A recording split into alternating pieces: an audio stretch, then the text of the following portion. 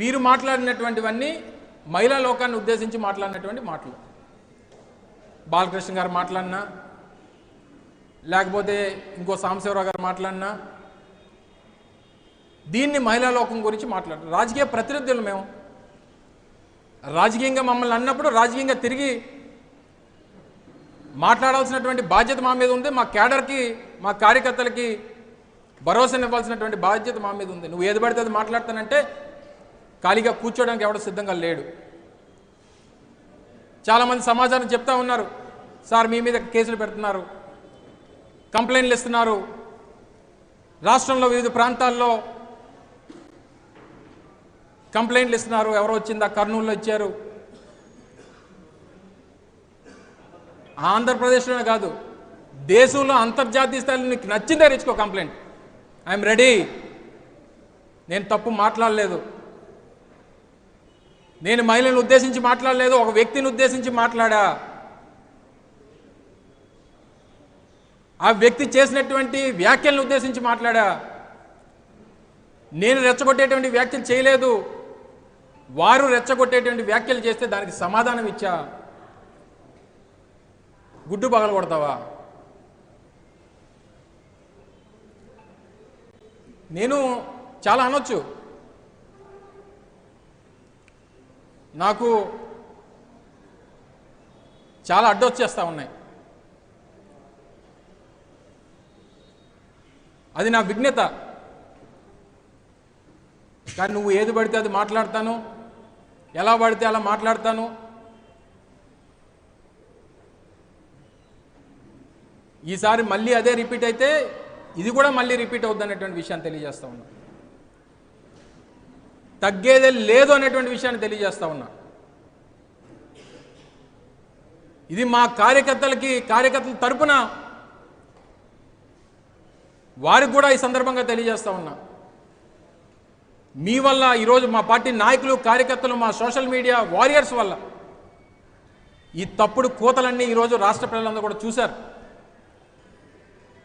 ఎవరిది తప్పో ప్రజలు నిర్ణయిస్తారు. ఎవరేం చేశారో, ఎందుకు ఈ వ్యాఖ్యలు చేయాల్సినటువంటి పరిస్థితి వచ్చిందో అనేటువంటిది ప్రజలు నిర్ణయిస్తారు. 11 రోజుల నుంచి మీ పక్క నియోజకవర్గంలో 4 ఏళ్ల జ్ఞానేశ్వరి అనేటువంటి 4 ఏళ్ల పాప తప్పిపోతే ఆ కుటుంబ సభ్యులకి వెళ్ళి భరోసాని ఇవ్వాలి, వారికి ధైర్యాన్ని నింపాలి.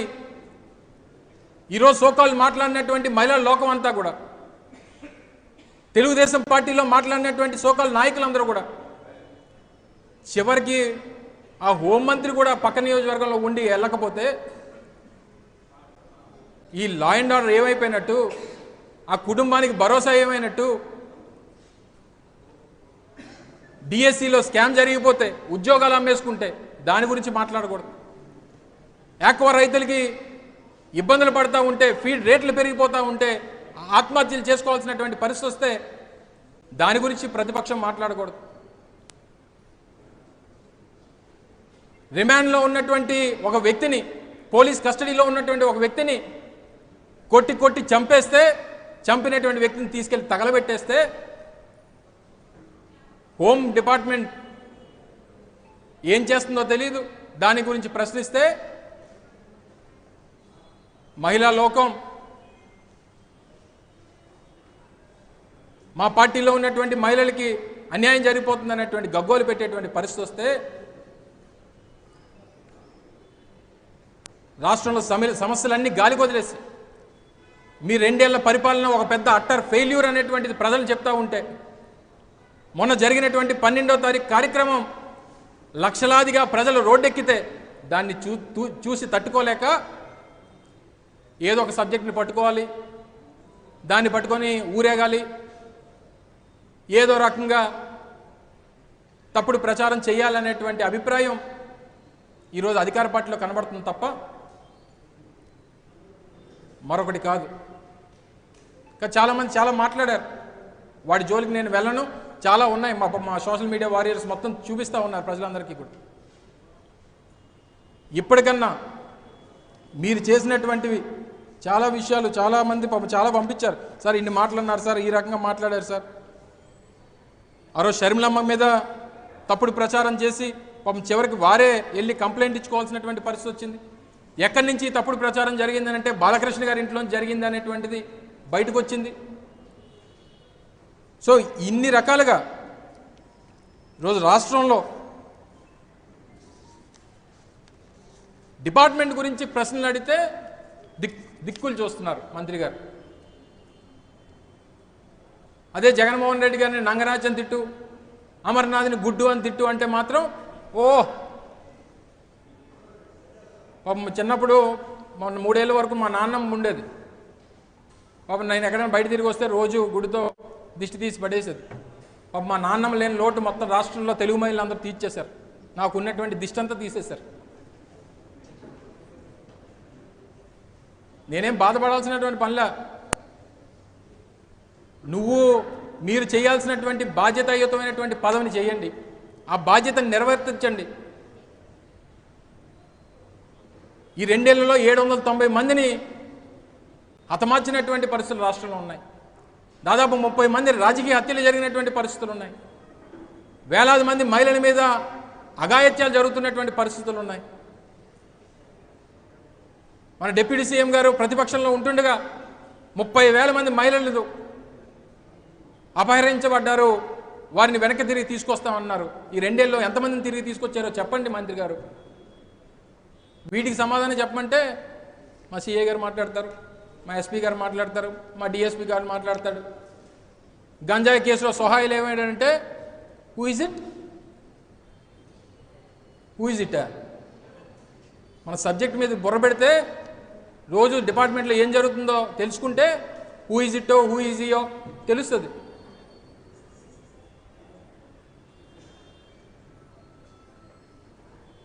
ఆ ఇంగ్లీష్ కూడా సరిగ్గా వచ్చేయడదు. హూ ఈజ్ హీ అంటే ఇప్పుడు మగవాడిని అంటే హూ ఈజ్ హీ అంటారు, ఆడదానంటే హూ ఈజ్ షీ అంటారు. అటో ఇటో తెలియకపోతే హూ ఈజ్ ఇట్ అంటారు. ఆ ఇంగ్లీష్ కూడా వచ్చేయడదు. మనం టీచర్ ఉద్యోగం వెలవెట్టాం. ఈ సంస్కృతి ఈ సాంప్రదాయాలన్నా పిల్లలకు నేర్పించారు. మీరు మొదటిసారి ఎమ్మెల్యే అయినప్పుడు ఒక టీచర్ మీద చేసుకున్నటువంటి ఘటనలు మీ అందరికీ తెలుసు. ఒక తోటి ఉపాధ్యాయుడి మీద, మీతో కలిసి పనిచేసినటువంటి ఒక ఉపాధ్యాయుడి మీద చేసుకున్నారు.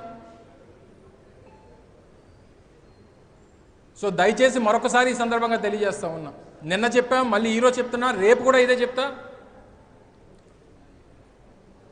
మహిళల మీద చేసినటువంటి వ్యాఖ్య కాదు, మహిళా లోకంపై చేసినటువంటి వ్యాఖ్య కాదు, కేవలం ఒక తెలుగుదేశం పార్టీకి చెందినటువంటి ఒక మహిళ చేసినటువంటి వ్యాఖ్యల్ని మాత్రమే ఖండించాను.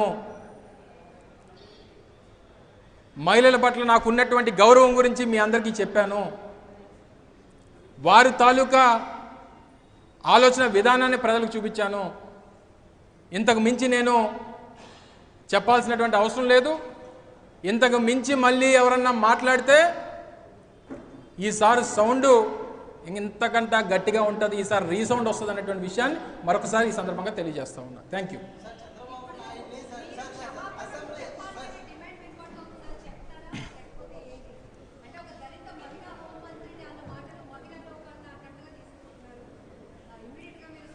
అంటే వారు ఏదన్నా మాట్లాడొచ్చా? వారికి ఆ హక్కు ఏమైనా ఇచ్చారా? అసలు హోంమంత్రిని ఒక దళితుని తీసుకొని వచ్చి పెట్టాలనేటువంటి ఆలోచన ఎవరిది? ఎప్పుడన్నా తెలుగుదేశం పార్టీలో జరిగిందా? మొట్టమొదటిసారి ఒక హోంమంత్రి స్థాయిలో ఒక మహిళని పెట్టాలనేటువంటి ఆలోచన దివంగత మహానేత రాజశేఖర రెడ్డి చేశారు. తర్వాత మళ్ళీ రాష్ట్రంలో ఒక దళితుని తీసుకొని వచ్చి మహిళని తీసుకొని వచ్చి హోంమంత్రి చేయాలనేటువంటి ఆలోచన చేసినటువంటిది జగన్మోహన్ రెడ్డి గారు. మీరేం మాకు పాఠాలు చెప్పాల్సినటువంటి పనిలా. మహిళల పట్ల, దళితుల పట్ల, దళితులు అంతా కూడా వైఎస్ఆర్ కాంగ్రెస్ పార్టీతో ఉన్నారు, ఆ ఓట్ బ్యాంక్ని ఏదో రకంగా బ్రేక్ చేయాలనేటువంటి ఉద్దేశంతో జరుగుతున్నటువంటి తప్పుడు ప్రచారం ఇది. దళితుడిగా ఎవరన్నా పుట్టాలనుకుంటారా అన్నటువంటి మాట మాట్లాడినటువంటి ముఖ్యమంత్రి మాట్లాడతాడా దళితుల గురించి? ఆ పార్టీ మాట్లాడుతుందా దళితుల గురించి? కోడలు మగబిడ్డను కట్టాలంటే అత్త వద్దంటుందా అని చెప్పి ఆడపిల్లల పుట్టుక కోసం మాట్లాడినటువంటి ఈ ముఖ్యమంత్రి ఆ రాజకీయ పార్టీ మాట్లాడుతుందా మహిళల గురించి? దయచేసి వారికి అర్హత లేదు అనేటువంటి విషయాన్ని దయచేసి ఇందులో మహిళా లోకాన్ని, దళితుల్ని దయచేసి ఇందులో తీసుకురావద్దు అనేటువంటి విషయాన్ని మరొకసారి కోరుతా ఉన్నా.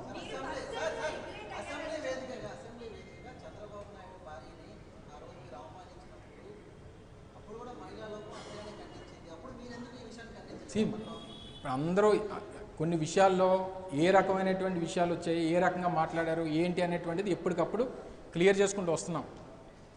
ఇప్పుడు జరిగినటువంటి ఇష్యూలో సోదరి మనం అడుగుతా ఉంది, మీరు రిగ్రెట్ అయ్యారు. నేను ఏం తప్పు మాట్లాడిన రిగ్రెట్ అవ్వడానికి?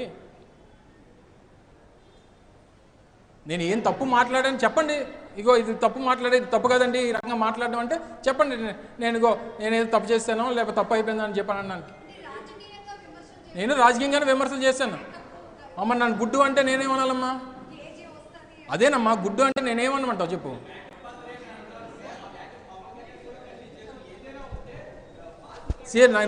నేను మిస్ అయ్యాను కానీ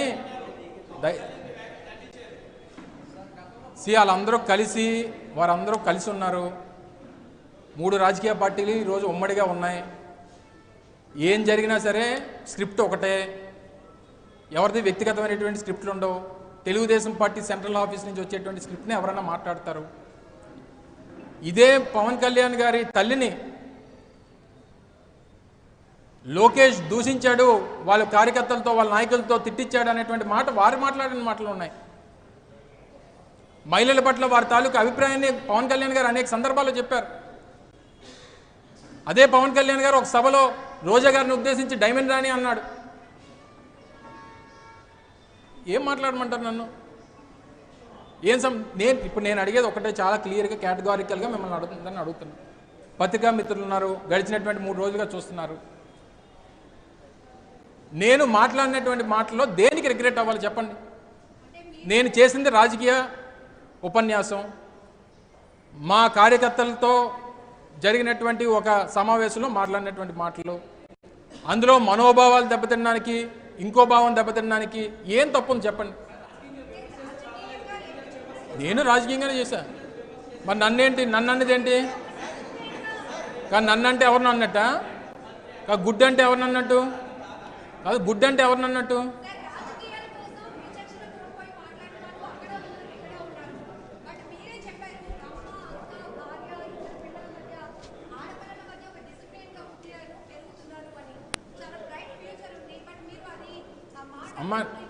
అమ్మ ఇందులో నేను తప్పు మాట్లాడలేదు రిగ్రెట్ అవ్వడానికి. వ్యక్తిగతమైనటువంటి పనుల మీద కేటాయించేటువంటి సమయాన్ని నా ఉద్దేశం చెప్తున్నా. నేను మళ్ళీ ఆ పదాలు కూడా వాడదలుచుకోలే. నేను చెప్తున్నాను కదా, నా పొలిటికల్ కామెంట్ అది. It's not my policy, it's a political comment. నా మాట వినండి దయచేసి. నా ఉద్దేశం అందులో నా ఉద్దేశం, మీరు వ్యక్తిగతమైనటువంటి విషయాల మీద పెట్టేటువంటి సమయాన్ని మీ డిపార్ట్మెంట్ మీద పెడితే, మీ పక్క నియోజకవర్గంలో ఉన్నటువంటి ఒక 4 ఏళ్ళ చిన్నారి తప్పిపోయినటువంటి ఆ చిన్నారి మీద పెడితే, ఆ కుటుంబ సభ్యులు ఆ తల్లిదండ్రుల తాలూకు శోకాన్ని, వారి కష్టాన్ని తీర్చే వాళ్ళు అవుతారు.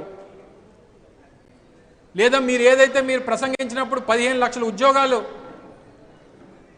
లక్షలాది ఉద్యోగాలు, 15 లక్షల నెంబర్ కాదు.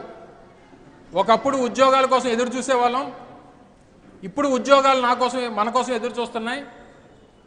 ఎంత అదృష్టవంతులయ్యా మీరు అని అన్నారు.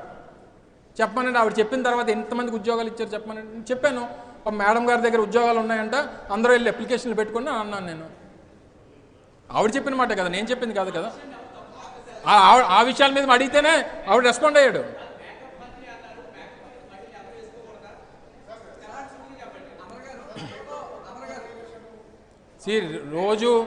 రోజు మీ ఇంట్లో ఆడవాళ్ళు, మా ఇంట్లో ఆడవాళ్ళు, లేకపోతే ఇంకొకరి ఇంట్లో ఆడవాళ్ళు వేసుకున్నటువంటి దాని గురించి అంటే నేను ఆ సబ్జెక్ట్ జోలికి వెళ్ళను. కానీ బాధ్యతాయుతమైనటువంటి పదవిలో ఉన్నటువంటి వ్యక్తులు వారు చేయాల్సినటువంటి పనులు మానేసి రాజకీయ విమర్శలకి వారు కట్టుబడి ఉంటున్నారు తప్ప ప్రజా సమస్యల్ని, లా అండ్ ఆర్డర్ ఇష్యూస్ని, డిపార్ట్మెంటల్ ఇష్యూస్ని దాని మీద శ్రద్ధ పెట్టి వాటిని ఆ క్రైమ్ రేట్ని ఏ రకంగా తగ్గించాలి, ఏ రకంగా అత్యాచారాలు తగ్గించాలి, ఏ రకంగా హత్యలు తగ్గించాలనేటువంటి దాని మీద పెట్టమని నా ఉద్దేశం.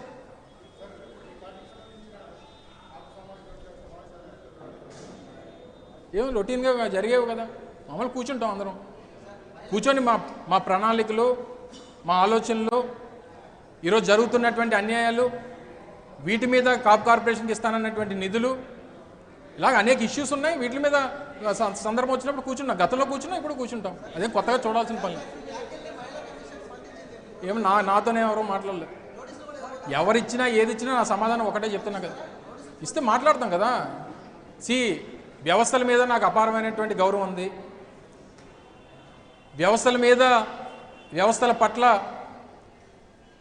ఒక రాజకీయ కుటుంబం నేపథ్యం నుంచి వచ్చినటువంటి వ్యక్తిగా, 50 సంవత్సరాల రాజకీయ లెగసీ ఉన్నటువంటి కుటుంబం నుంచి వచ్చినటువంటి వ్యక్తిగా వ్యవస్థల మీద నాకు అపారమైన గౌరవం ఉంది. ఎవరు ఏది ఇచ్చినా సరే దానికి సమాధానం చెప్తా. నా విధానాన్ని, నా పాలసీస్ని అన్నింటిని కూడా వాళ్ళ ముందు పెడతా. Thank you. ఒకటి చెప్పాను కదండి, అంటే కొన్ని శాంపిల్స్ చూపించాను. అన్నీ చూపించాలంటే మీకు సాయంత్రం వరకు కూర్చోబెట్టాలి మిమ్మల్ని. సరే అందరూ చూద్దరు కానీ నువ్వు చూపిస్తే మీరు అధికారులు ఉన్నారు కదా. నేను మీ ఛానల్, మీ మహా న్యూస్లో కూడా కూర్చోబెట్టి డిబేట్లు పెట్టారు కదా. వారు మాట్లాడినటువంటి మాటలు కూడా ఒకసారి చూపిస్తే గౌరవంగా ఉంటుంది. సో దయచేసి మరొకసారి మీ ద్వారా ఈ రాష్ట్రంలో ఉన్నటువంటి మహిళలందరికీ కూడా మరొకసారి తెలియజేస్తా ఉన్నా, నేను చేసినటువంటి వ్యాఖ్యలు మహిళా లోకంపై కాదు, సభ్యత సంస్కారహీనంగా మాట్లాడినటువంటి మాటలు ఖండిస్తూ ఒక వ్యక్తి చేసినటువంటి వ్యాఖ్యలను మాత్రమే ఖండిస్తా ఉన్నా. దానికి నేను కట్టుబడి ఉన్నా అనేటువంటి విషయాన్ని మరొకసారి